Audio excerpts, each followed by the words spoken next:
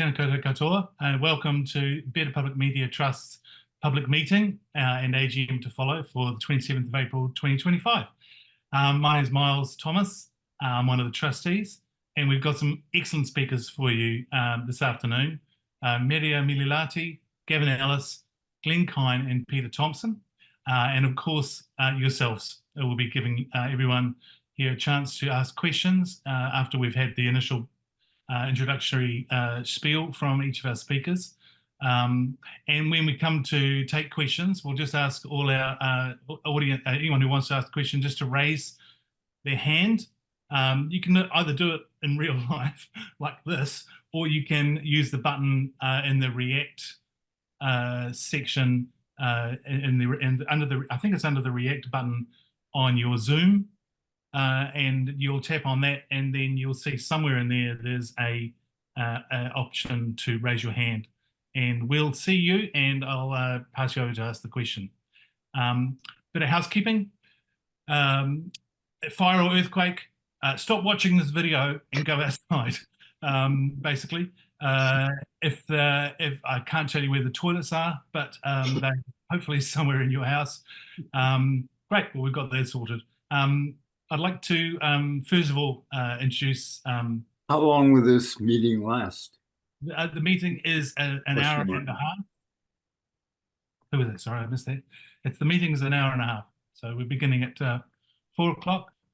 And yeah, we'll have introductory spiels from our 4 speakers, and then we'll throw it open to the audience to ask questions. Okay? So...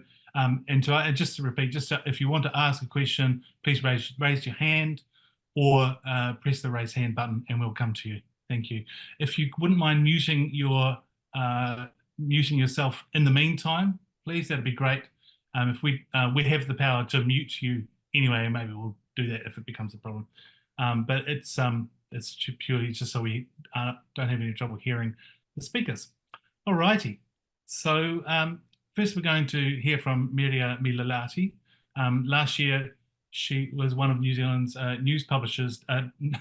One of New Zealand's news publishers described Merja as a destroyer of the whole news industry, apparently, after she published the Trusted News Report.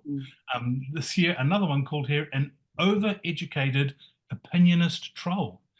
Wow. While anticipating that his publications would decline in the annual trust rankings. But fair to say that Merja is neither of those. She's a journalism lecturer, a researcher and co-director of AUT Research Centre for Journalism, Media and Democracy. And since 2020, she has led the Trust in News in Aotearoa New Zealand project. In 2023, she her sole-authored book, From Paper to Platform, How Tech Giants Are Redefining News and Democracy, was published. So welcome, Merja, and thank you for joining us today. Thank you for having me. It's nice to be on rainy Sunday afternoon here, talking about Trust in News. So I'm going to give you first a sort of, just a short overall kind of, the figures and where we stand in New Zealand, and then a little bit more specific about the public broadcasters in New Zealand and also elsewhere. So bear with me. I try to, not to drop too many figures, but unfortunately there are going to be some figures I need to use to illustrate where we're at. So if you haven't seen the Trust in News in Aotearoa New Zealand report yet, we found this year that the Trust in News in New Zealand is stabilizing. How long that's going to continue is, of course, really difficult to predict. And of course, Winston Peters is not helping at the moment what he's doing, but it's Winston. So internationally, trust in news in New Zealand is still low. So if we compare to New Zealand to Finland, and people always say, why do you use Finland? I'm from Finland.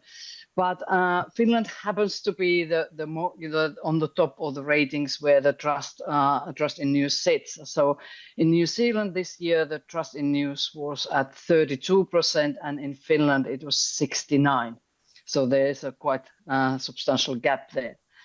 The trust in New Zealand is still way below the COVID times when we started this report 2020. the trust was in New Zealand was at 53%, and we're now at 32%. So it's we still have a lot of work to do to get to those levels and even higher, of course. So if you think only 1/3 of the New Zealanders trust the news at the moment, so it's a figure. It's we are at the same level as the USA at the moment. We're not on the bottom of the pile, but we have things to improve, as I said. So about the one thing what was interesting this year, the trust in news people consume themselves was stable, and for us that indicated that perhaps that is stabilizing, and that's maybe behind that most of the news brands were performing well in the trust survey. So the people seem to then trust the news they consume. When we're thinking about then in the bigger picture of where we sit in public broadcasting internationally and in the context of the other countries and other public broadcasters, I'll give you some context on that. Here in New Zealand, Radio New Zealand and TVNZ were most trusted brands in 2020. So Radio New Zealand was first, and then TVNZ was second.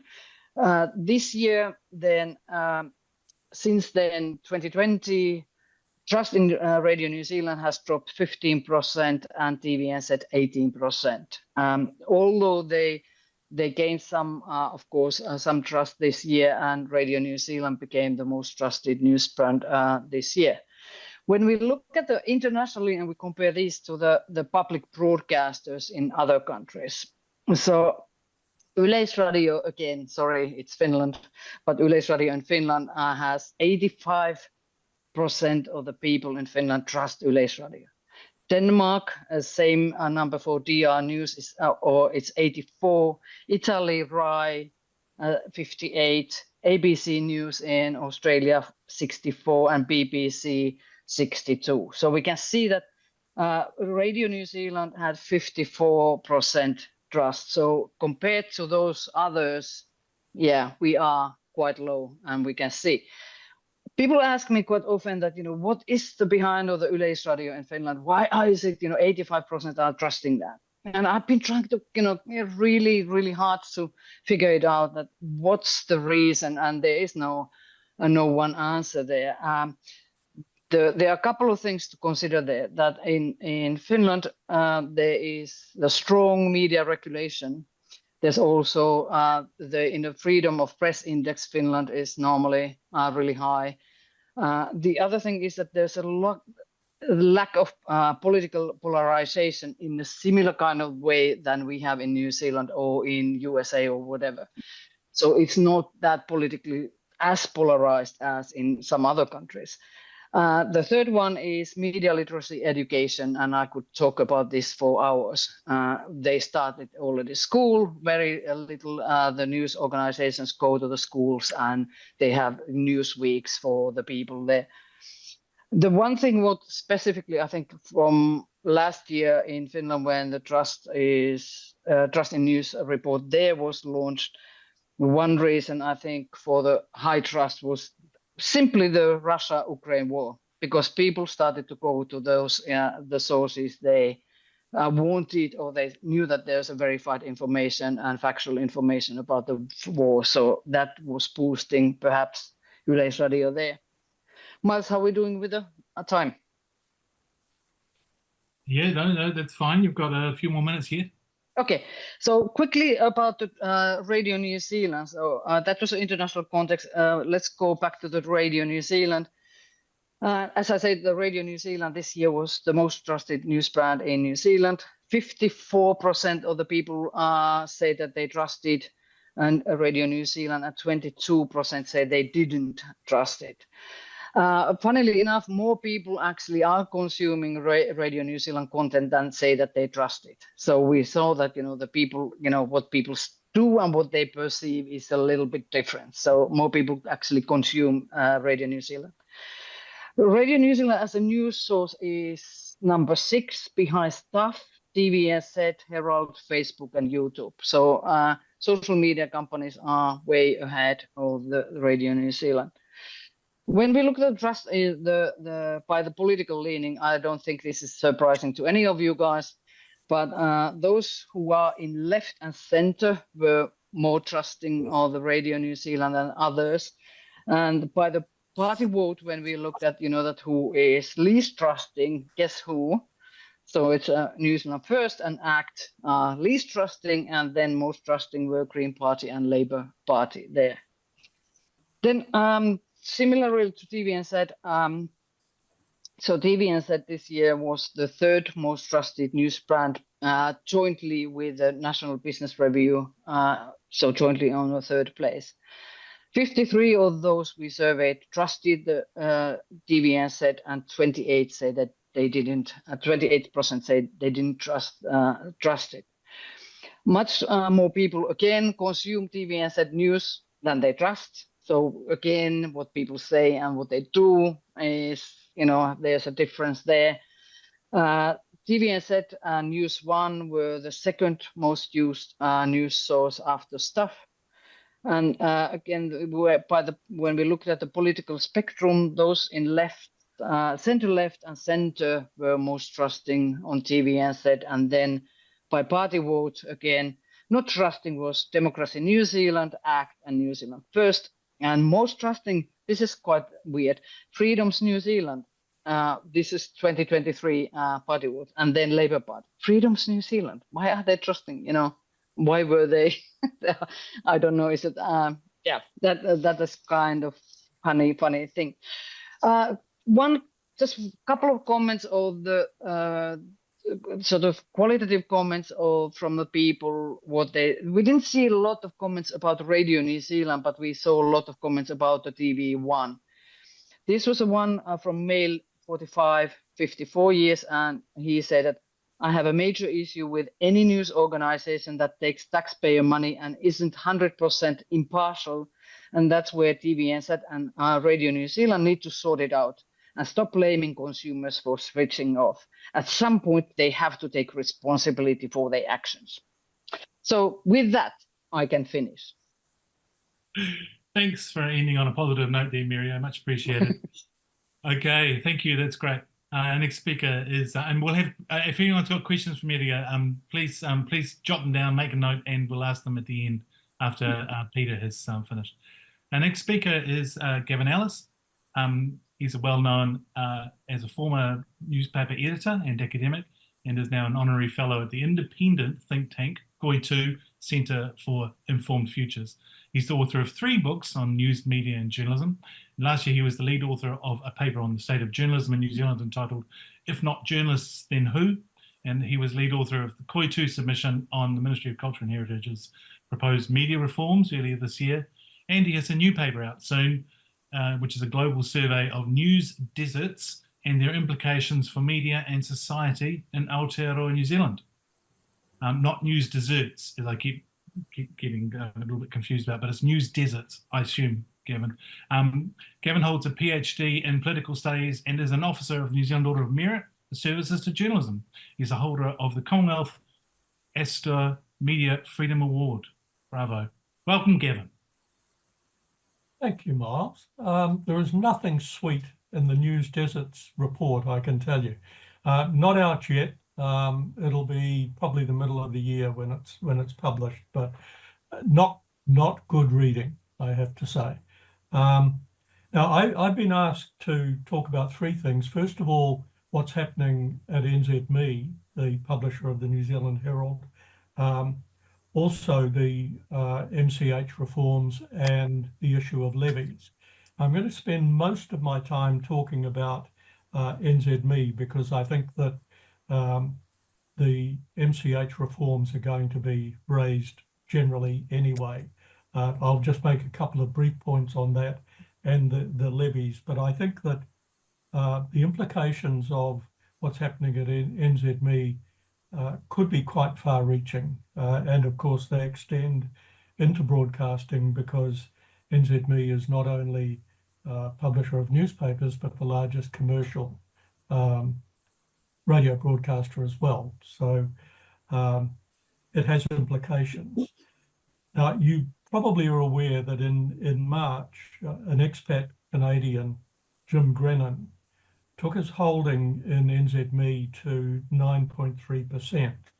Now, for somebody with as much money as Jim Grennan, the $9 million he paid to reach that point, just pocket money. Now, he may be looking to increase that holding, but there are takeover panel implications that are still being worked through. So I won't go into that here, but safe to say that he wants to topple the NZME board largely, a couple of people he would keep on board, and also become chair. Some of the points that he's made that are critical of the board and of NZME's performance, frankly, are valid. I want to run through these because they really indicate how he might get the sort of board shareholder support that he needs to do what he wants. He wrote a letter in which he set out what he thought was wrong with the company. Let me just run through a few of them.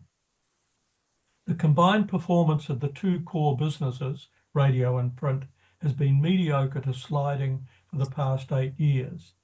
There's been a consistent pattern of over-promising and under-delivering. Public disclosure is weak, with a slant towards supporting the status quo.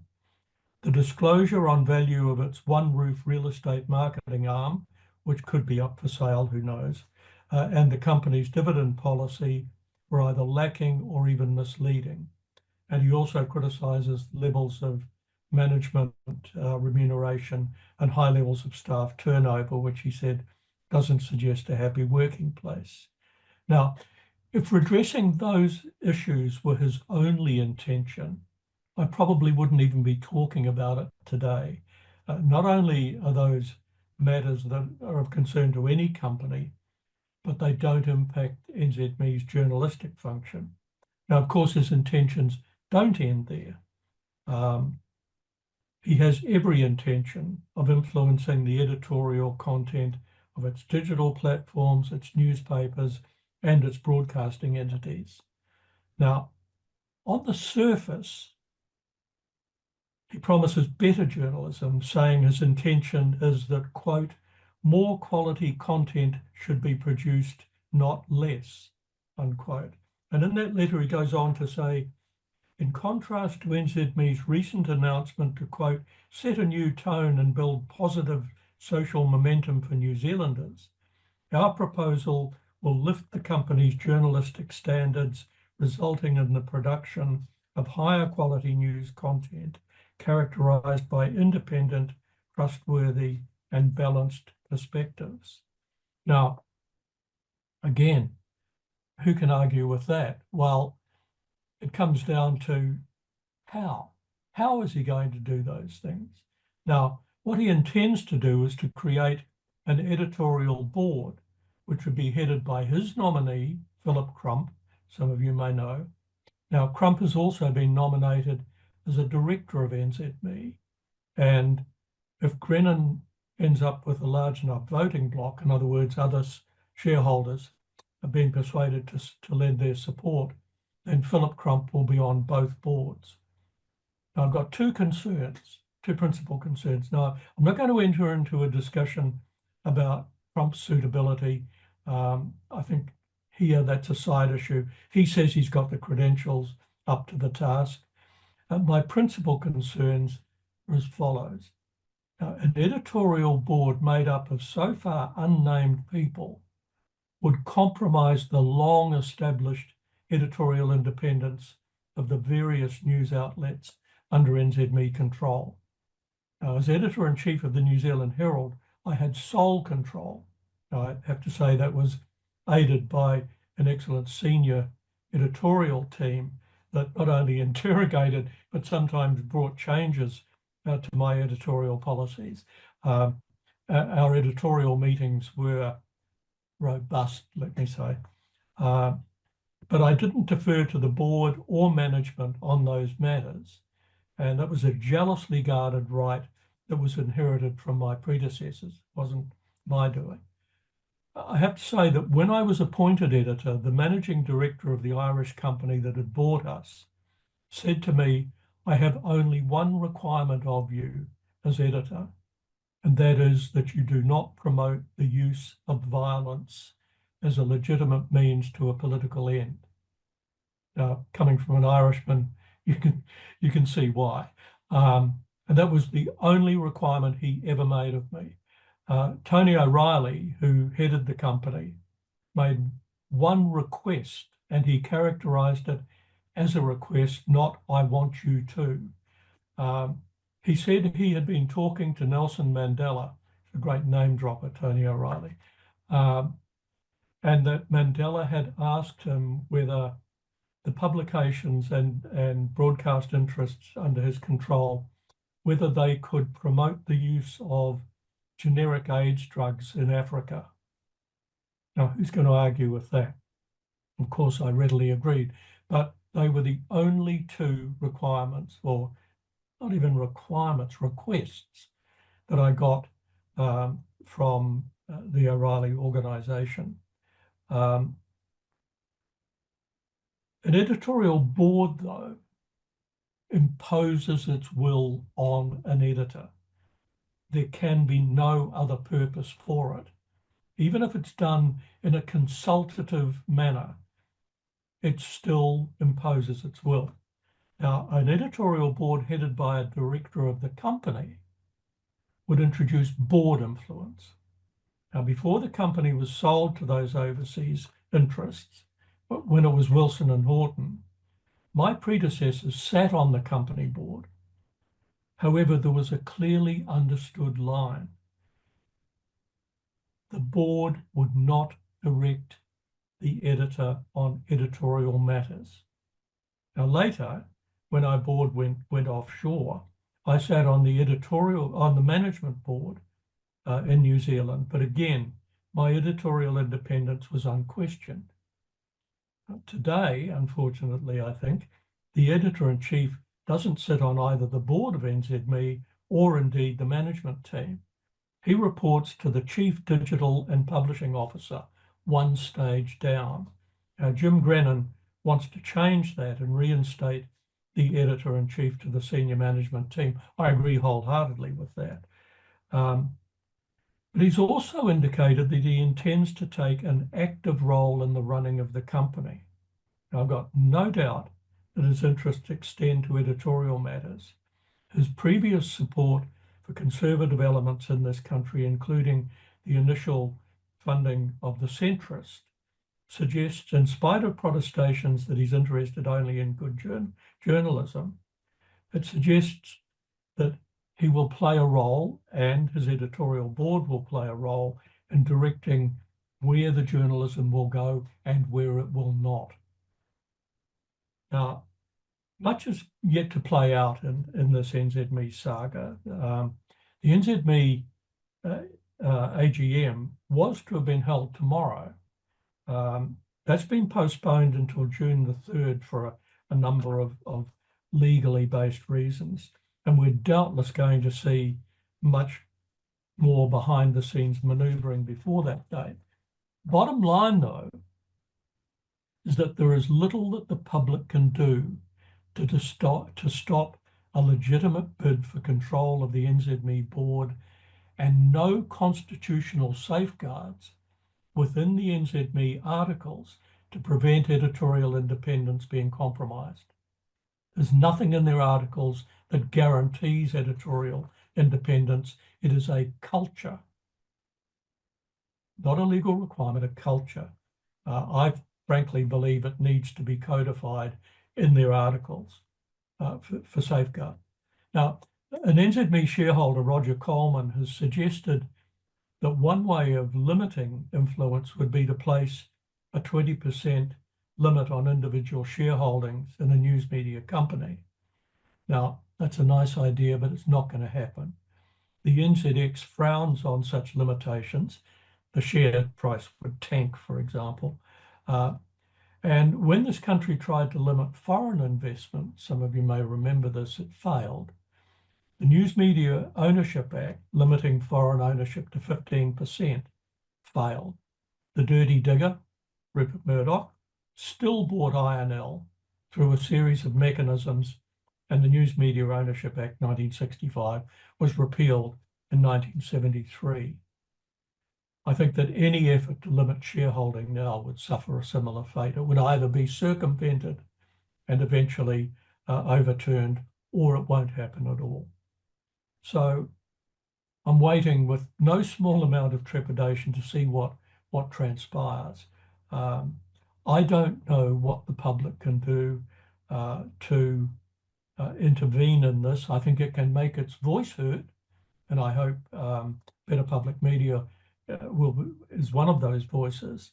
But in statutory terms, I don't think it has any power to stop any takeover of editorial control.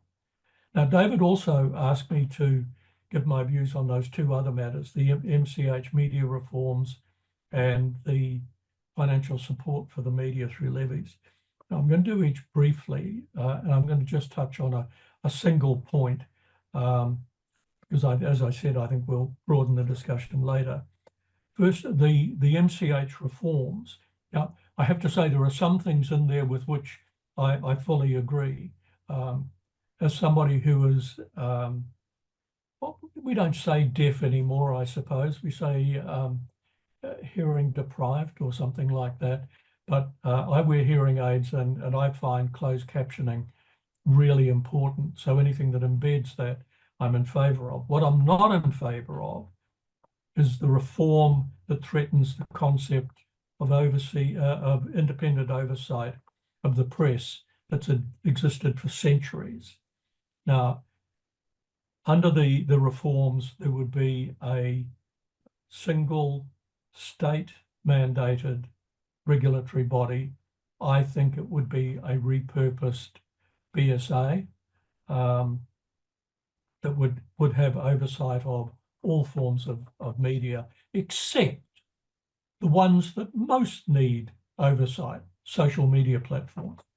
Now, given the Trump factor, and I now apply the Trump factor to any legislative proposal, I don't have any faith in the future of state oversight of things that guarantee our rights. So what I've urged in the COI 2 submission and urge here is the updating and implementation of the Law Commission's 2011 recommendations of an independent regulatory structure covering all media. I thought it was good at the time. The national government just shelved it.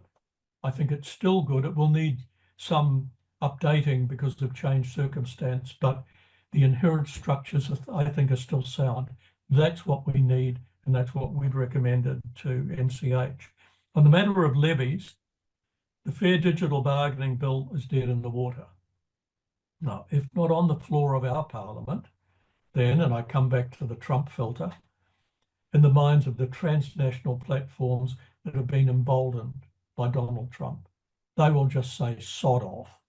I don't think it'll go anywhere. I think we've got to use the OECD base erosion and profit shifting framework in concert with other countries. Can't do it alone, but I think if every other country pushes for the implementation and implements that framework. Trump pulled the US out of that framework on the first day of his presidency, at the urgings, no doubt, of the transnational platforms, but he can't beat the rest of the world. So if that comes into force, then we make the platform revenue that they take out of New Zealand currently and pay a risible amount of tax on, fully taxable in New Zealand. There's a limit set under the framework. And we then use those proceeds for the sustaining of our local media interests. Not only news and our other media interests too, including production. So there, that's it. Thank you very much, Gavin. Much appreciated. That was great. All right, we're going to move on to Glen Kyne. Glen is the former Senior Vice President and Head of Network at Warner Brothers Discovery for Australia, New Zealand and Japan. Must have been a big job. He was the CEO at TV3. Before that, he had senior roles at MediaWorks and NZME. He's been a board member for various media entities, including joint ventures, new ventures, and probably quite commonly turning old legacy media companies into digital and transitioning to digital companies. You could say he's a man in transition, or a governance specialist for media companies who are in transition. Anyway, Glen, after leaving Warner Brothers Discovery in July last year, has established himself as a leading podcaster, aren't we all, and is on the board at the Spinoff. Welcome, Glen. Thank you for joining us.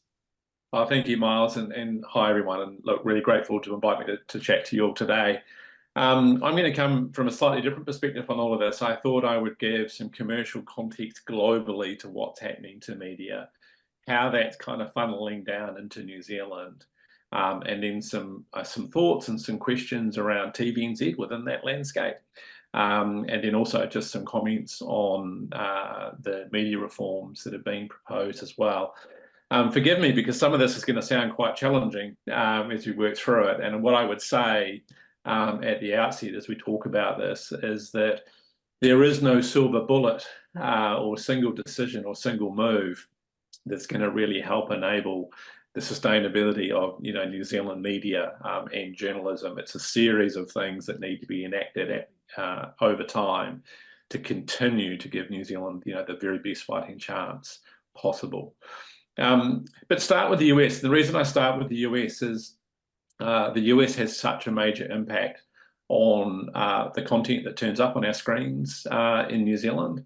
And particularly when you look at commercial media, the issues that we're experiencing here in New Zealand, you're seeing playing out at a global scale versus, via the US-owned media companies.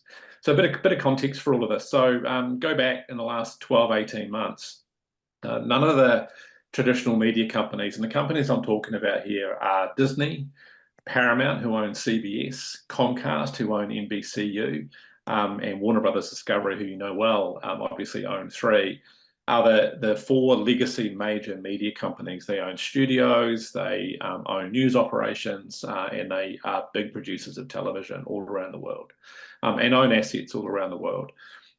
Those companies have all been in trouble financially. They've all been on major cost out exercises for the last couple of years. Substantial, we're talking hundreds and hundreds of millions of dollars that they've been removing from their P&L over the last couple of years. And that's just so that they can survive and sustain themselves.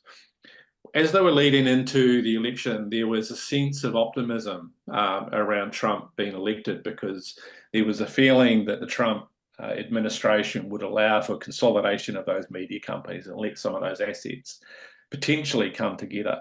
And so they started to structure themselves getting ready for consolidation. So Paramount, for example, which is currently technically sold, although waiting for Trump approval.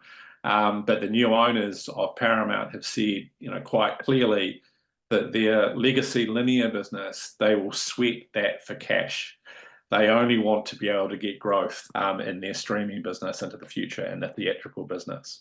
Comcast, who own NBCU, have created a new company at the moment, working title of SpinCo, where all of their pay TV and broadcast network channels have been put into this business called SpinCo, getting ready for sale or merger with another company. They want to get rid of those assets. WBD have done something similar, but slightly different in the execution, where internally they have ring-fenced all of their legacy business and organised it structurally separately, again, getting it ready for some sort of consolidation event.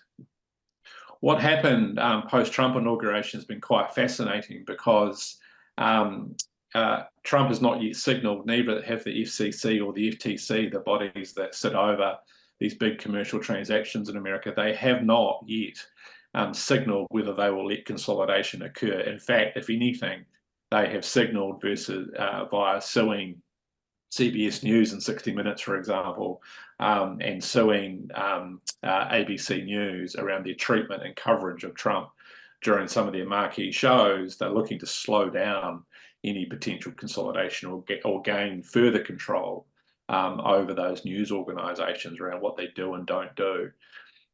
Interestingly also that if you thought the performance was difficult in the last couple of years, given inflation and cost of living pressures around the world and in the US, these companies were suffering. Well, since Trump's been in president, the respective share prices for all of these companies has dropped between 10 and 20%, and continuing on a downward trajectory at the moment. So, you know, you've got real challenges happening in the US at the moment, and they will, I think, are quite instructive and indicative of what could happen further into New Zealand, which I'll come back to. Over the next decade, you've got this thing called the creator economy. So, you know, you're all very familiar with social media and YouTube and this new creator economy where audiences are fragmenting to more and more usage happening on these platforms. That creator economy over the next 10 years is looking to be $1 trillion in annual turnover as a collective industry. You know, it will dwarf legacy media as it continues to grow and scale. One of the things that's been holding back, or I guess propping up to some degree, legacy media versus the creator economy has been that advertisers have not been able to buy at scale the creator economy yet. I've just seen in this year that the big global advertising agency groups have now created new businesses and new divisions to cater to advertisers specifically for the creator economy. That's signaling a shift, meaning they're preparing for the end of television reach and trying to come up with an alternate plan for the advertising community. And again, you'll see very, very shortly feature-length films and TV series that are created almost, if not entirely, by artificial intelligence. They're going to be created at very, very low cost. You won't go to the movies to see them. You'll probably see them distributed on YouTube or TikTok. And when that starts to happen, it will challenge the economics of the production sector. It also has the opportunity to enhance and improve the production sector as well. But there's going to be enormous change coming as artificial intelligence, you know, gains roots, not just for production. Of course, you know, we could talk about news and what that might mean in that world as well. YouTube, just a quick fact, in February this year, it was the #1 use of a television screen in the US, accounting for 11.5% of viewing in the US. Netflix was number 3 at 8.3%. So for the first time, we're seeing television screens not actually primary usage for broadcast television anymore. It's been used for other things.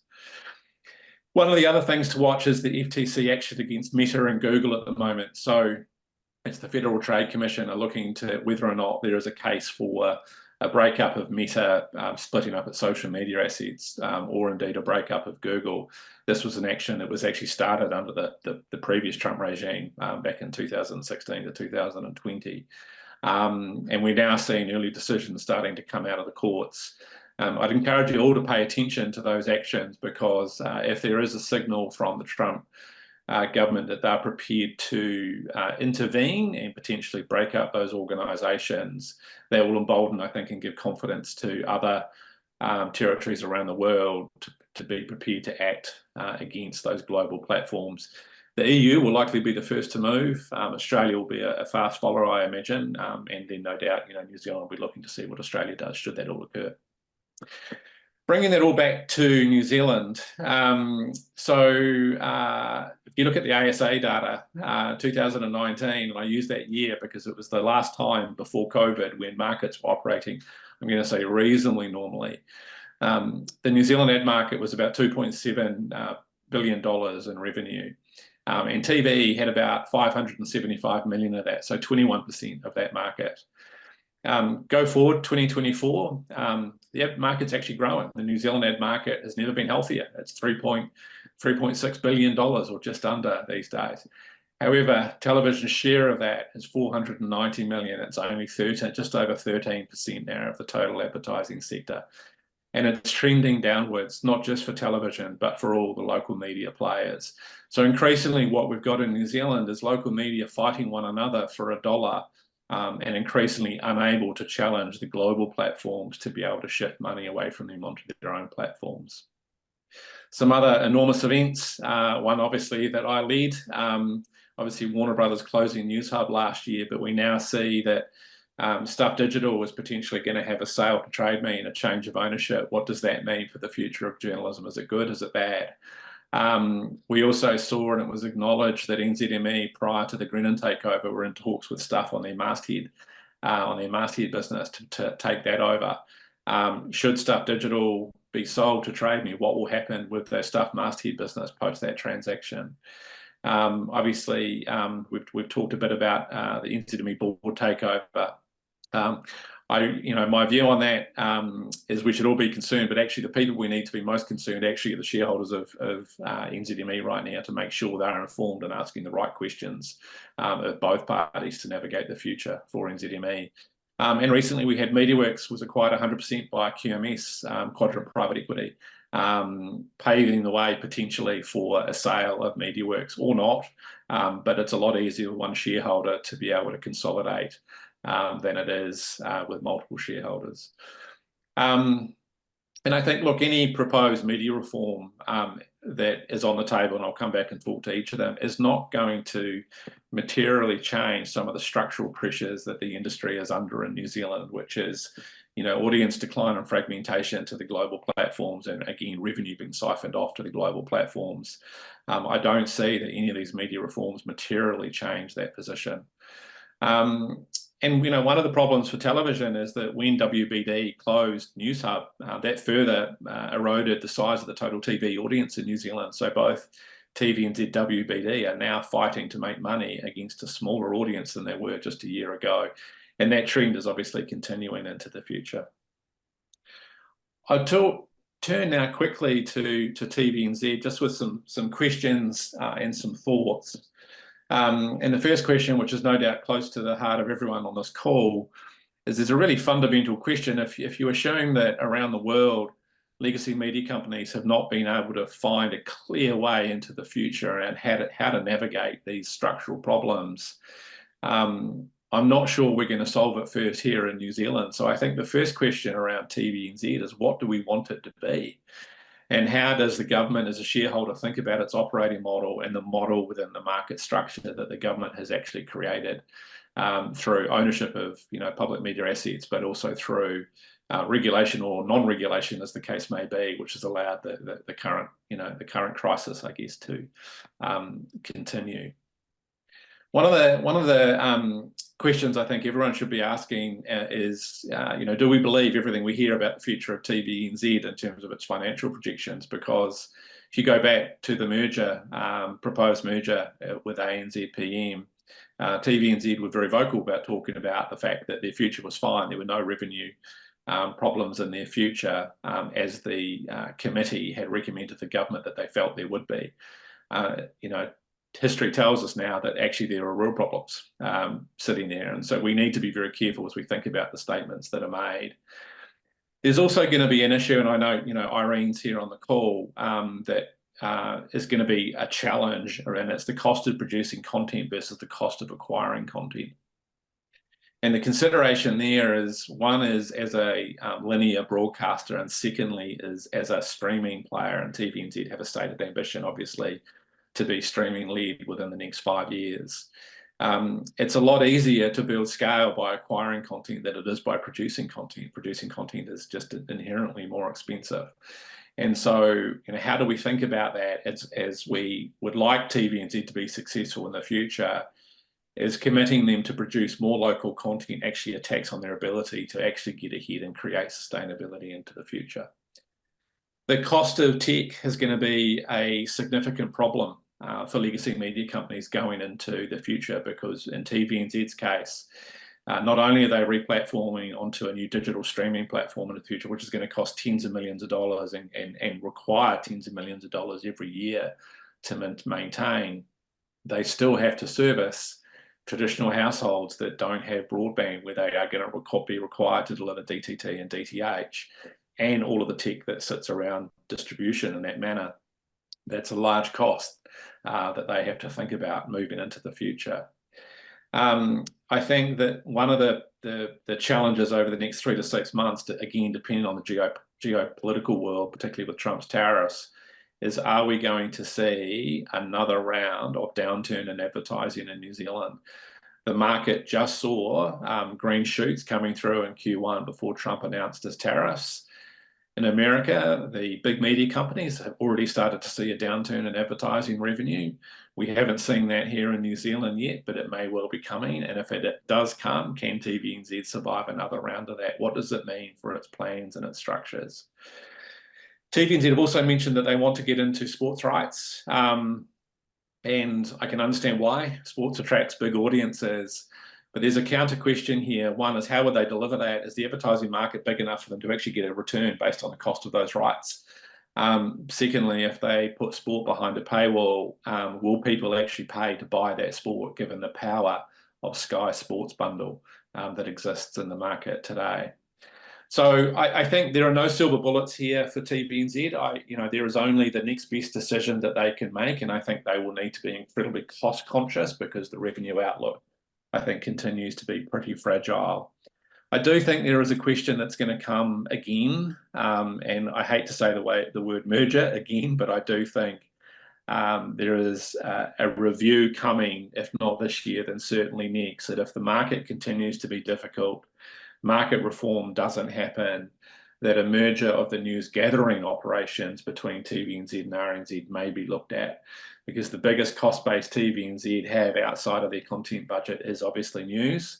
And that becomes a real struggle to maintain as a commercial entity, as they are, to retain profitability, unless they can draw the enormous cost of running that newsroom and think about, is there a world where on a news gathering partnership we can work together, reduce the cost, maintain our editorial independence by having independent publishing views of that news gathering content via their own platforms.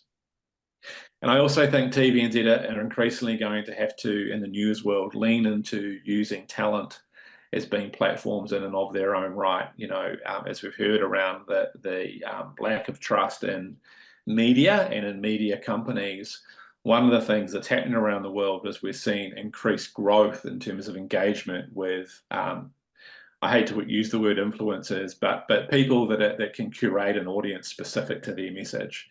And TVNZ have some very well-rounded journalists that, I think increasingly you'll see them become multi-disciplinary in terms of how they start to distribute news content rather than just on TVNZ or TVNZ Plus.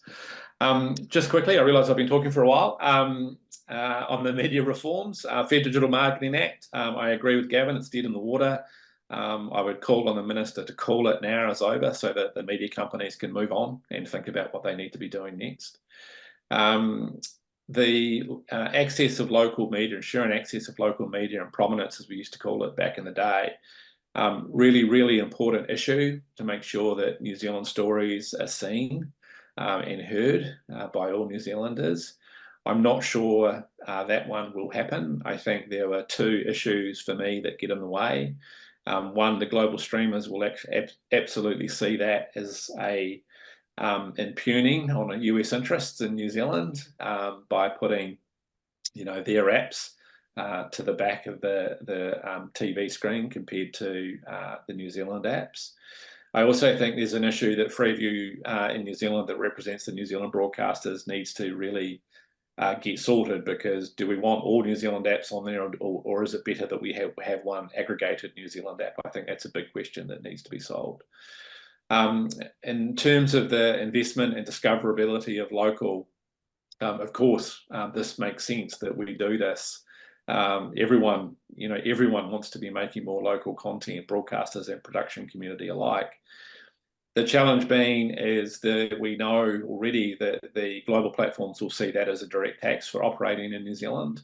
You should know that, Netflix, I think, have 0 staff in New Zealand. They're all based in Australia. Still little to no production commitment to New Zealand.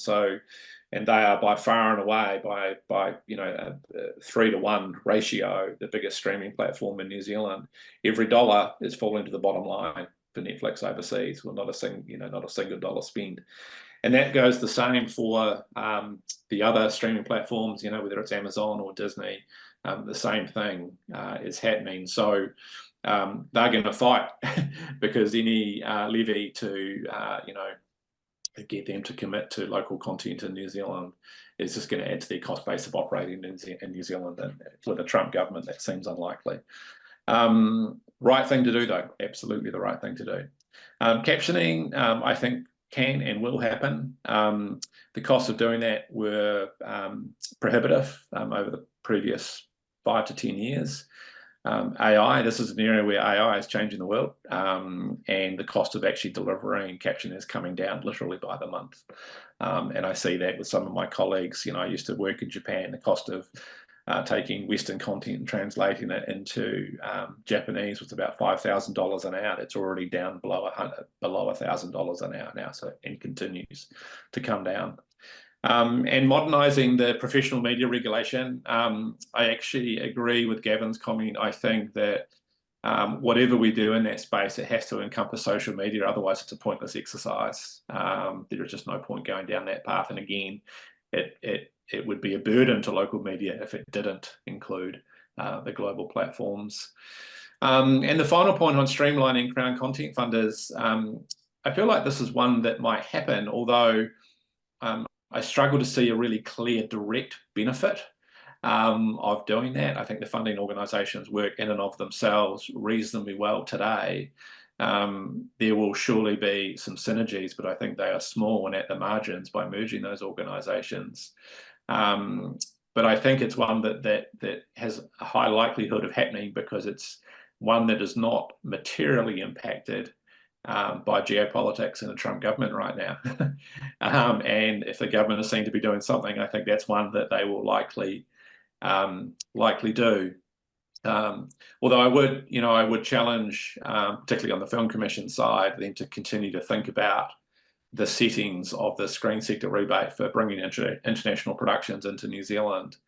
Again, I had a first-hand lens on that, working for an international production company, and major productions are literally shopped around the world, looking at the different settings that are available in every market, and New Zealand is not at the forefront anymore.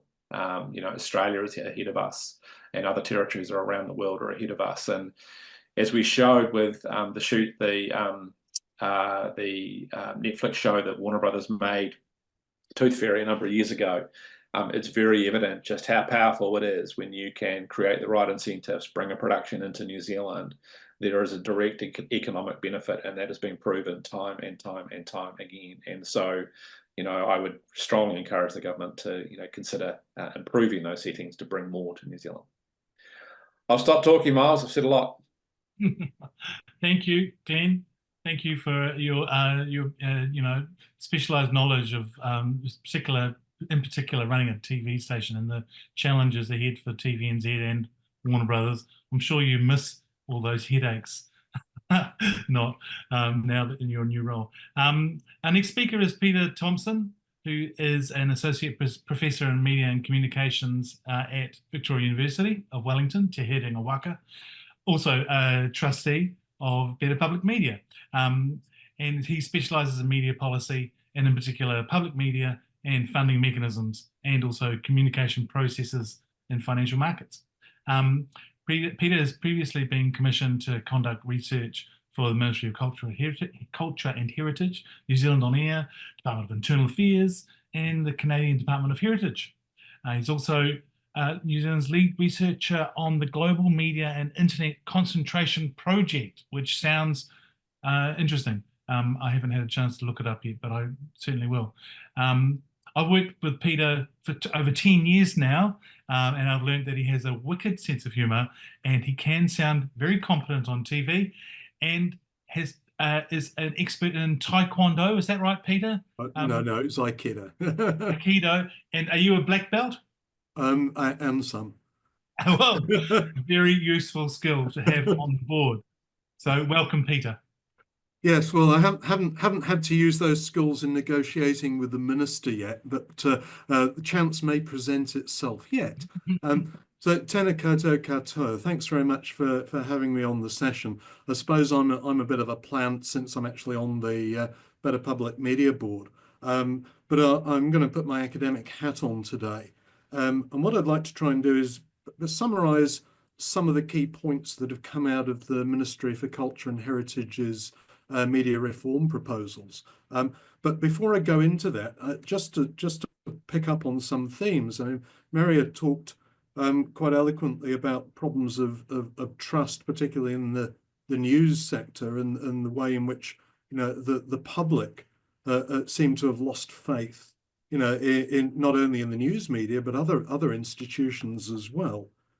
Gavin picks this up from the shareholders' perspective, you know, and the internal problems of what happens if billionaires start taking over our media for political ends. Interestingly, Better Public Media was in the forefront of opposing the NZME and Stuff merger back in 2016, 2017, when, of course, they promised editorial independence, and we pointed out recently, I will say, that we couldn't rule out the possibility that the future owner of such an entity might come into the country with different agendas, and that, of course, is what may well be happening right now. And then Glen, of course, has given us rather a tour de force of the global settings of the media and some of the implications that they have for what's possible here in Aotearoa, New Zealand. So to comment on the MCH proposals, I'm not sure how familiar people will be with these, but there are basically 5. There's one that deals with local content accessibility and discovery. They want to get local media, particularly the broadcasters and obviously the streaming services, to invest more in local content. For the reasons that Glen pointed out, this is not uncontentious. There's a proposal to make local content more accessible through the hardware, through remote controls. For example, some sort of a local content button alongside your Netflix or YouTube button, which again could be contentious for some of the global platforms. But that's a hardware issue, and it's interesting that this is really the first time that policy's looked at that. There are proposals to increase captioning and audio description for people with disabilities. And I think that's generally a wonderful idea, and we should be doing a whole lot more of it. But of course, it does need funding. New Zealand On Air provides funds to the ABLE group, and they do a lot of the captioning. Some of this is actually already there on the international streaming services, but in terms of local content, there's probably not enough of it. So we're certainly supportive of that. And then 2 others. There's the streamlining proposal for the funding agencies, which would put New Zealand On Air and the Film Commission together in one entity. Exactly how that would work, we don't know. I think our question there would be, well, will it still maintain a strong sense of public service principles in how it prioritises local content? And ultimately, where is it going to get the money from? And then the last one was modernising regulation, which is really an overhaul of the Broadcasting Act. And I think maybe I'll start with that. I think the approach that the government has taken is interesting. Those of you who've been paying attention will realise that Minister Goldsmith is a relatively recent appointment as Minister of Media and Communication, taking over from Melissa Lee. And it would have been, I think, quite an easy move for a minister taking on an additional portfolio when he already has other significant portfolios such as justice, to really put this one on the back burner, keep it ticking over, and really do nothing until the next election. And previous ministers, I have to say, have done that. If they're not particularly motivated to take a portfolio in new directions, then it's quite easy to delay things, defer things, have lots of meetings, and really not put the energy into it. Paul Goldsmith has not done that. In fact, he put the heat on the Ministry for Culture and Heritage to hurry up and get these proposals out. And if you read that politically, that must mean that he actually wants to get things done, if not later this year, then certainly by 2026. So that suggests that he actually does have an intention to make some changes. And in terms of overhauling the regulatory infrastructures, I think it couldn't come a moment too soon. Now, have they got it right? Well, as Gavin and Glen have pointed out, there's a pachyderm in the parlour, or rather a complete absence of a pachyderm in the parlour, and that is social media is not included. And I think that came about because social media and online content really comes under the purview of the Department of Internal Affairs, which of course led the Safer Online Services and Media Platforms Initiative a couple of years ago, which was rather unceremoniously and prematurely dumped by the new government as soon as they came into office. So I think the Ministry for Culture and Heritage has felt that that's really not their patch to tread on, and it would probably take too long to reopen negotiations in that area. So I think given the past history, and if we go back to 2008, there was the review of regulation for content and digital broadcasting. Again, that was Labour's proposal to try and create an integrated framework for regulating media in the digital environment. And it came up in 2008. A few months later, they weren't elected. The National Party came in and promptly tore it all up. National Party had a go under Amy Adams. They had the convergence review, coming more from the telecommunications side, but culture and heritage were involved. And again, Labour came in, ripped that one up. There was the Law Commission review of news that proposed new regulators. The Gavin mentioned this. That didn't go anywhere. So we've had a number of false starts on this. So perhaps rather unusually, I'm going to say good on Paul Goldsmith and National for wanting to do something here, because I think it's, we're going back to 1989 when the Broadcasting Act was formulated. They've got to start putting something in place, even if it's not the finished article. And so I think any move towards integrating a framework across platforms has got to be a good thing. And what we suggested very strongly in our feedback to the ministry was that they leave room to bolt these other components on in due course. But in the short term, extending the regulations of broadcasting standards into other areas, I think would probably be a very sensible thing. At the moment, the BSA only does broadcasting or online content that's also been broadcast. Bringing that into the sphere of streaming services and other online content, I think would be very sensible. Now, Gavin prefers an independent regulator. I certainly believe in an independent regulator, but I also think that the argument for a statutory backstop is essential. And that is because as the commercial pressures come on the sector, and as Glen has described, this isn't just a local thing in New Zealand, it's a global set of pressures that are making life very, very difficult for all kinds of media outlets. The temptation is to look for the cheapest compliance options in terms of regulation. Self-regulation sounds wonderful. Yes, of course, we'll behave ourselves until you have to make a choice between the public interest and your shareholders' interests. And when it comes to that, there's only ever one winner. The statutory backstop is therefore, I think, essential. And the idea is that the complaints body would be industry-led. That would be like the New Zealand Media Council or the Advertising Standards Authority, which bizarrely was left out. But they would still deal with the front end of complaints. But the regulator would then have a more strategic role. And this echoes some of the arrangements around online regulation and in the UK and the way that Ofcom works. They would actually oversee the industry regulators and make sure that the codes of practice or the standards that they're developing are fit for purpose and that they are robust enough to serve the public interest and protect us from nefarious tendencies. So I think that's probably a good move. Is it complicated? Heck yes. Is it overdue? Definitely. I think they've got to do something. New Zealand Air and the Film Commission, the argument I think there is that because so much of their work deals with the screen sector and there's a common focus on trying to get local content that's culturally relevant produced, that maybe they could create efficiencies by joining themselves together. Of course, in the short term, there are also going to be costs and bureaucratic, compliance hurdles. There's going to be additional costs, I think, in the short term. We're not fundamentally opposed to this, but we think that the big problem is really the lack of funding. You need more and more money going into the local production sector to motivate them to actually produce a full range of local content. At the moment, the broadcasters are asking now for full funding for all kinds of content. And if you go with them for a proposal for anything that carries an opportunity cost, anything that's not going to optimize their revenues, then they're going to tell you to get out of here. We already saw last year. In fact, we had Brent McAnulty with us last year, who talked quite openly about this.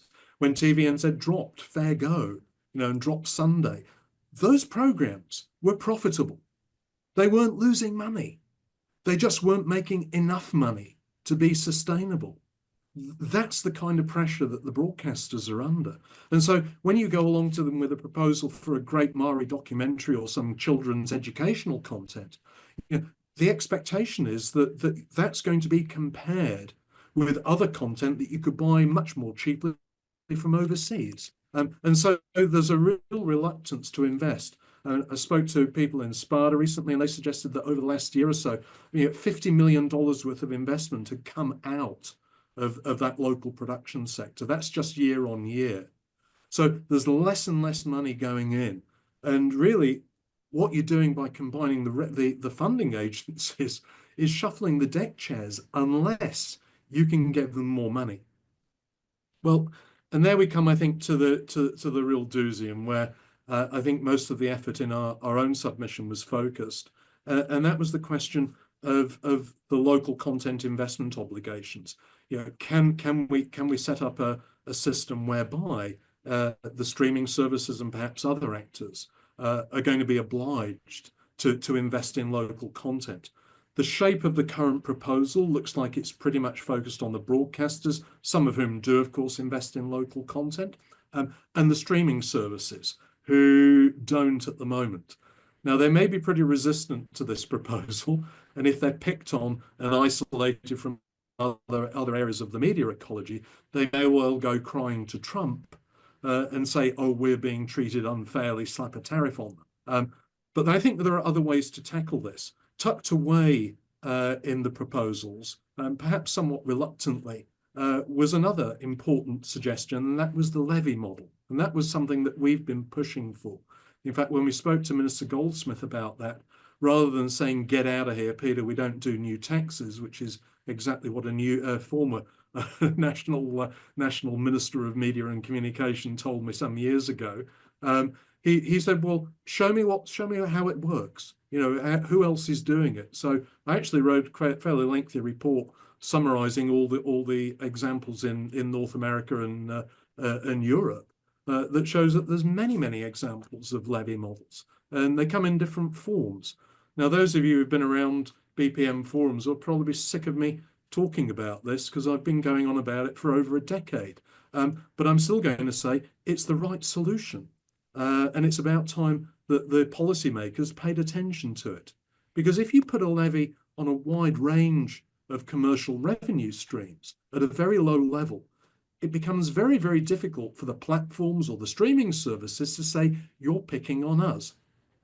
If you put, for example, a 1% levy on something in the region of a $2 billion digital advertising spend, so you put a 1% levy on digital advertising, you've got $20 million. You make it 3%, you've got $60 million.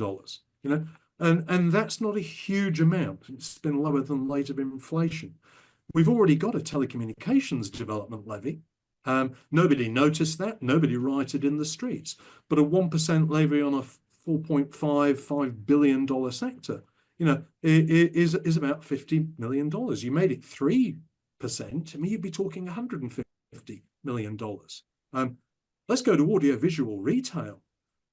Now, the development of ultra-fast broadband and the development of all these new, online technologies and services, including SVODs, including smartphones, including all these other streaming services, has floated a lot of boats in the digital sector. Everybody's benefited. So the equipment that we use to access that could be subject to a levy. So, for example, if you put, say, a 1% levy on what is around a $6 to $7 billion market, on smartphones, computers, televisions, mobile phones, even software, you could be talking 60 to 70 billion dollars. So you put all of those across the board, and all of a sudden you're talking hundreds of millions of dollars to public media, and that would be a game changer. Now, the Ministry for Culture has said that this is very much a secondary option, and what they would actually prefer is an investment obligation. Well, there are pros and cons of that. An investment obligation might require, for example, the streaming services or the broadcasters to put something in the region of 5, maybe 10% of their turnover into local production. Now, that would still probably only raise something in the region of, well, probably $50 million if you were lucky on the streaming services. And that would be 10%. I think they'd rail against that. There would be strong objections. But even that would only cover the cost of the amount of money that's come out of the sector from the broadcasters over the last year or so. So you're treading water. Simply putting investment obligations on the broadcasters and the streaming services alone will not reverse the trend. So I think they've absolutely got to look at a wider model for a levy, and very broad-based ones that don't pick on particular sectors, that don't single out Netflix or Google as being the bad guys and say, we don't like you because you're wealthy or you're big or we think you deserve to pay. Everybody pays principles is, I think, a much, much easier sell in the current political environment. So, I don't know what the odds are of any of those proposals going ahead. I mean, I really hope the captioning and audio description goes ahead. That should be a no-brainer. They just need to find some money to extend it. It may well be that they put the funding agencies together, making sure that they have a clear public service mandate, making sure that diversity of content, not just funding the local content sector to keep it afloat, is the critical thing there. I mean, by all means, keep the local content sector afloat, but make sure they deliver a range of public service outcomes, including minority and niche content. I think that's vital. And modernising regulation, well, I think we do need that, and I think we need it across the board. But I think those first steps towards trying to create a more integrated regulatory framework couldn't come a moment too soon. Anyway, I'm sure I'm up for time, so I'm going to stop there and we'll open for questions. Thank you. Thank you, Peter. Yes, thank you. Right, well, we have overrun massively, and I'm sorry, that's entirely my fault. But it was really interesting what everyone was saying. I just didn't want to pause anybody. So thank you, everybody, for your wonderful talks there. We'll throw it open to questions now. There's been a few people raise their hands. If you wanted to ask a question, please raise your hand through the React button, or you can post your question in the chat, and we'll get to it. But yeah, when you are asking your question, please no long statements. I know everyone wants to have their say, and it's absolutely fair enough, but do keep it brief, like really brief, please. And then put your question to all four. And that we'll put each question, well, unless it's for a specific speaker. Otherwise, if it's going to go to all four, then please, four of you, just jump in if there's something you want to say. Otherwise, we can leave it, and that way we can get through everyone's questions. Right, now, the first raised hand was Marvin Hubbard. Marvin, are you still there? And if so, unmute yourself and ask your question, please. Well, actually, it was a comment I wanted to make, but okay, keep it brief. That's fine. I noticed that she mentioned Finland and Denmark, and I think it's pretty obvious why there's more trust of media and more trust of institutions in those countries.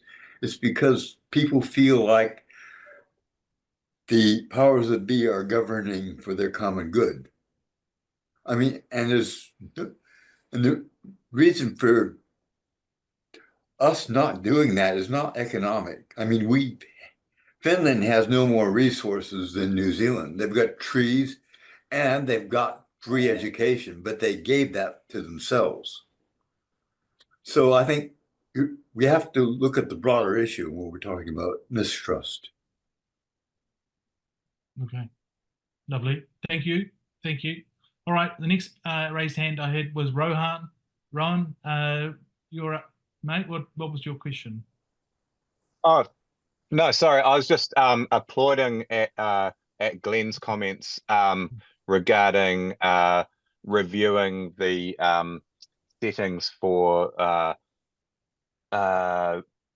rebates for foreign investment in the film industry here. Anyway, so it was just a clapping. Yeah, I was just toe-talking Glen. Right, great, thank you. David, did you have a question? Yeah, I've actually got three, so I'm going to keep them really brief. The first of all, to Merja, you know, and it's been remarked upon Finland and Denmark. Do you think it's relevant to the trust levels in Finland that all Finns pay a small percentage tax, and therefore they have a sense of ownership of their media? The second thing, and I'd be interested to what the panel has to say, but I'd be interested in Glen what you might have to say on this. You know, because in terms of content, our content, we're not relying. TVNZ is not proving to be reliable to keep our content, and there is the travesty example of Consent, which was, you know, the glaring, awful example of a film about a really important event, an issue in Aotearoa that is no longer publicly funded, but it's no longer available to watch. And my question is that, given that what we need is perpetuity, and we can have it geo-blocked, whether NZ on screen has a valid role to play to be the in perpetuity archive for all New Zealand content, given that TVNZ isn't doing the job it should be doing. And the third issue is something that we just hasn't yet been raised. You know, and we've talked about social media, and the issue with social media is that it's not accountable, and as a publisher, and that's a regulatory issue. And I'd be interested in what the panel has to say about that. So sorry, three things. I've tried to keep them brief. Okay, what was the first question? It was to media, right?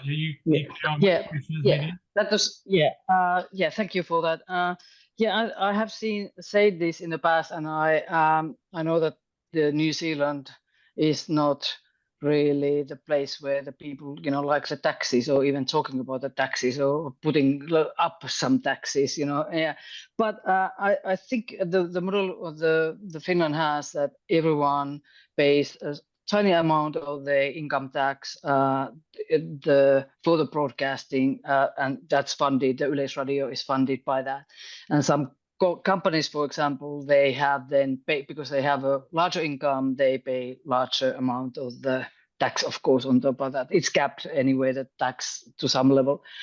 When it comes to the trust, I honestly think that there is an element of that. It links to the trust, because people do feel that it's not the government who is directly paying that money. So the people feel that they are paying and they contributing to that, and then hence they think that it is my broadcaster. I'm paying for it. They're responsible for me.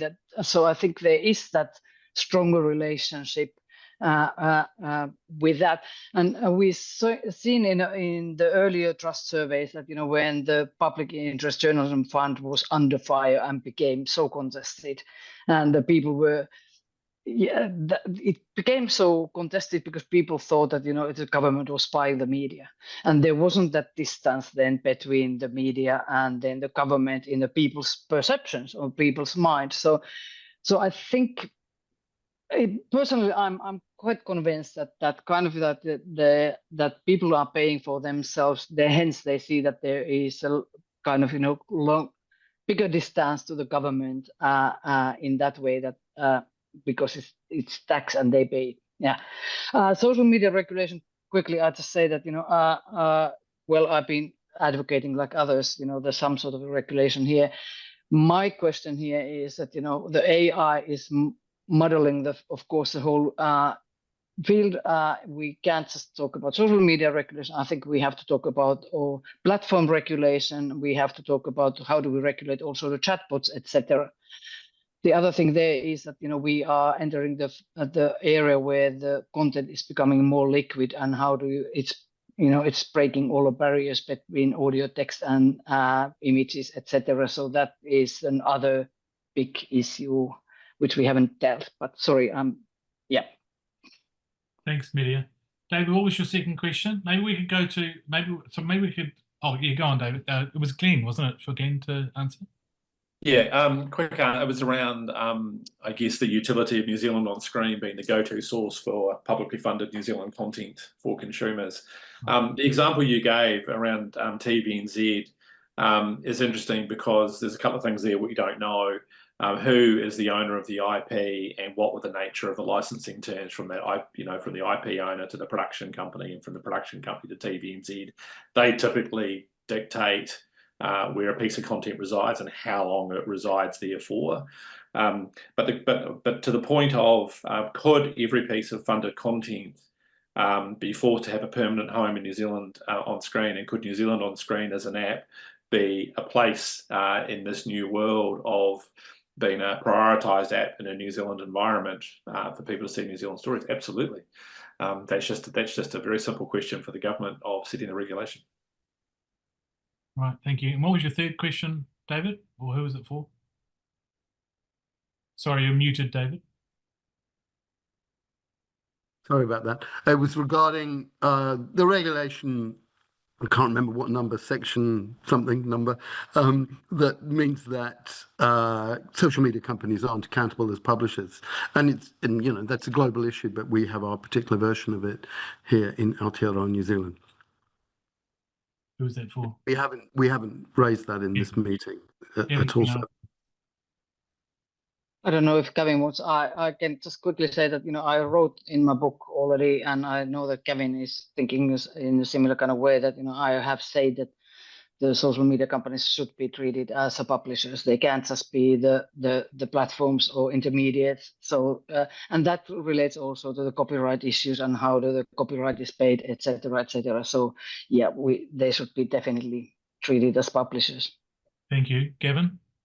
Yeah, look, their use of algorithms is a form of curation. They are not common carriers in any shape or form. They dictate what goes where. They are publishers. All it's going to take is the guts of some government somewhere to breach the American imperative of declaring them common carriers, which God knows how much they paid how many politicians years ago to get that status, but they didn't deserve it then, and they sure as hell don't deserve it now. If they're publishers, they're legally liable, and instantly they will take so much of the bad stuff off. And they have the ability to do it. Thank you. All right, we'll go to Martin Bradbury. Martin, g'day. How are you? What's your question? Comrades, thank you so much. First of all, just such a wonderful day. Merja, your stats on the trust is just so depressing. Paul, you're a genius. The levy idea we should absolutely do. Glen, wow, your insight of the international market, it's incredible. My question is to Gavin. Gavin, I have an immense amount of respect for you, and you are one of our wise elders. I put to you, sir, that Greenan represents quite a unique threat to New Zealand's media. NZME, certainly, one could say, is already pretty right-wing. ZB, for example, is a pretty right-wing station. But at least within where you currently have, Mike Hosking acknowledges 2 + 2 = 4. Some of the crazier outright areas that Greenan seems to have been supporting and benefiting and promoting, particularly Chantal Baker, that's a world where 2 + 2 can equals whatever it wants. My question is to you, have we ever had a situation in New Zealand Herald's history where an owner-operator has had that kind of extreme editorial policy? And what do you think the effects of that could be on the New Zealand wider democracy? No, I don't think we have. I mean, it didn't happen to the Herald, certainly in the time that I was there, and I was there for 40 odd years. In fact, the level of support from management and the board for editorial policy was incredible. The Herald lost $1 million through a boycott by the licensed motor vehicle dealers over something we'd written, and we would not recant because it was the truth. Right. And for a year, there was a boycott of advertising until they came back because they were losing more money than we were. But that had the full support of management. Right. And so it was the opposite. Interestingly, when Murdoch bought INL, he didn't interfere editorially. Now, Mike Robson, who was the managing director, told me that himself, that he did not receive any directives from Murdoch. Now, whether it was because we were too small, who knows, but it didn't happen. I agree with you. I think Green is a unique threat.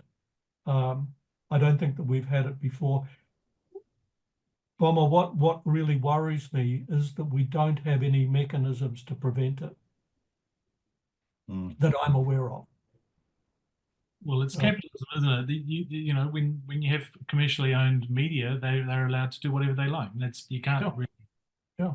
But we have surely, Miles, surely we've had a tradition in New Zealand, though, where editorial independence has been something that's been considered just an egalitarian part of the fourth estate, right? Yes, that's right. And nowhere is it sort of mandated in company articles. Now, there are some. The Economist is a very, very good example of this. In their company articles, there are guarantees of editorial freedom, right? Editorial independence, rather. Now, I think that the only way of, and it's not a guarantee because you're still appointing an editor. If you appoint an editor who's an alt-right editor, you're going to get alt-right influence. But the likelihood of that system surviving, you know, where you get audiences migrating and so on, it's likely to be shorter term. But having a, you know, in corporate law terms, a statutory obligation, to me, is the only way of safeguarding as much as one can. You know, in a free and open society, one of the prices you pay is that you have to accommodate all shades of opinion and all different attitudes. Of course. Good question, Martin. Thank you.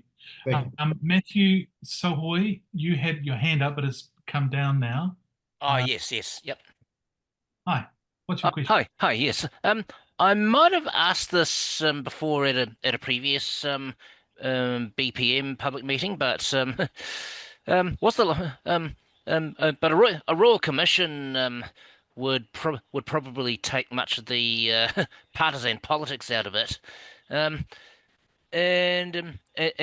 what I'm asking is, we had a royal commission in 1986 on broadcasting and rather telecommunications, which was to have determined the future direction of RNZ and TVNZ, etc. That was ignored in favour of the current deregulatory approach. And since then, we've seen the emergence of social media, sort of independent content creators, and of course the Hatgate scandal in Britain. Ideally, what would happen would be a new royal commission that would update the 1986 one and take a few examples from the Leveson and Finkelstein inquiries in Australia. How do we get a royal commission like that off the ground? Right. Yes. Good question. What do the panelists think on a royal commission? Go, Gavin. I've long advocated what I call the Bretton Woods 2, a conference to completely reset the media landscape. I don't think a royal commission update what never happened is the right way to go. Should call it a royal commission, call it what the hell you like, but what we basically need is a complete resetting of the media ecosystem because it's broken. We've really got to go back to something like the National Development Conference of the Holyoake era, which yep. in fact lead to a whole range of initiatives that help to bring the New Zealand economy into the 1970s at that time. Thank you. Yeah. Peter, you must have something you want to say on this. Yeah, I don't quite know what a Royal Commission would do. I think what we're really looking toward is trying to get all the different political parties to back some kind of major summit on a new kind of framework for the media. I think one of the problems, as Merja has pointed out, is that there's large constituencies of the New Zealand public that have become quite cynical about the media, and I think that's something that we need to address. So a multi-party approach to some kind of commission, I think, could be a good thing. One of the things that we put in our feedback to the ministry as an addendum, really, to the proposals for a new regulatory framework, was actually the idea of creating the position of a new media commissioner that would be arm's length from both the regulators and from government. And the idea there is that would be accountable to the public, have enough legal clout so it could it could regulate the regulators, oversee the funding bodies, and also identify problems in the market and insist that the government address them. So I don't know if that kind of arrangement would be an interim option. I think the idea of having an independent commissioner that would hear public complaints, not just about individual items of content that you felt breach standards, but about structural, systemic issues in the media ecology, and actually has the clout to articulate those at a level where governments have to pay attention, or broadcasters or platforms have to take note. I think that would be quite an important way forward, and it might give the public a sense that they've got a voice again in all of this. Is it you mean like a media ombudsman? Yes, if you like, something approaching that, equivalent to the Telecommunications Commissioner, so that they can independently investigate parts of the sector, and have, for example, the requirements to make the platforms or the broadcasters divulge information, make sure that we can double check how much they're actually earning and where from, and where their earnings are going if they're being taken offshore to the Cayman Islands, but also to look at things systemically, and to be able to articulate systemic concerns in a way that currently none of the regulatory bodies can. Can I just point out that in the chat, our esteemed trustee, Ursula, has pointed out that Royal Commissions are extremely expensive and becoming rarer. Is that right, Ursula? Yeah. And also they take time. They take a long time, don't they? Sorry, Ursula, what were you going to say? Yes, that's they cost millions, and governments are becoming less and less inclined to just flick one up. But they often just refer stuff to the Law Commission now to try and get rid of it. It's a bit cheaper. Yeah. Okay, great. Are there any more questions before we wrap up for the day? No? Okay. One from Steve. Oh, beg your pardon. Sorry. Yes, sorry, Steve. Steve, let's make your one the last. One of the advantages, Matthew, of a Royal Commission is it can bring in experts. And, I'm not sure which commission did it for MMP, but it took a long time and was expensive. But that and the 3 referenda that we had made it a lot better than a kind of Brexit one referendum. But my questions are to do with just to Gavin and maybe Merja, about regulation and maybe the overseas media bill, or what is it called, the media bill that you mentioned in 1973 and 67, Gavin. Is it possible? I mean, do we need to strengthen that? I read this book last year, published last year, The Men Who Killed the News. I worked on the Sydney Morning Herald at one stage, and it was by an editor pointing out, just how the moguls, media and Packer, that era needs to change.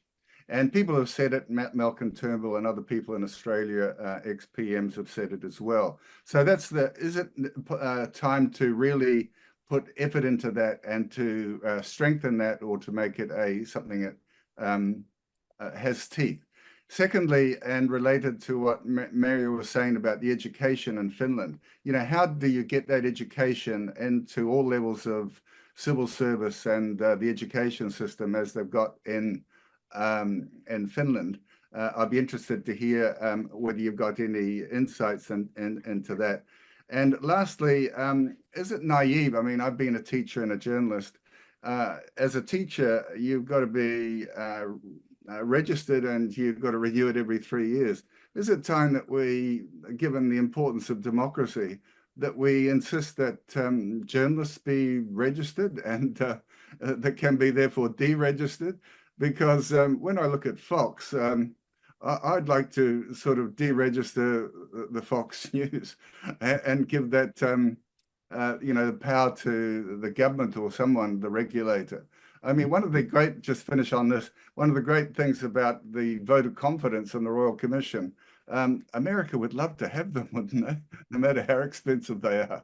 They've got no sort of cut mechanisms once a leader gets in power. So yeah, I'll be interested in comments there. Okay, Gavin, I think you're first there. All right. let me begin at the end.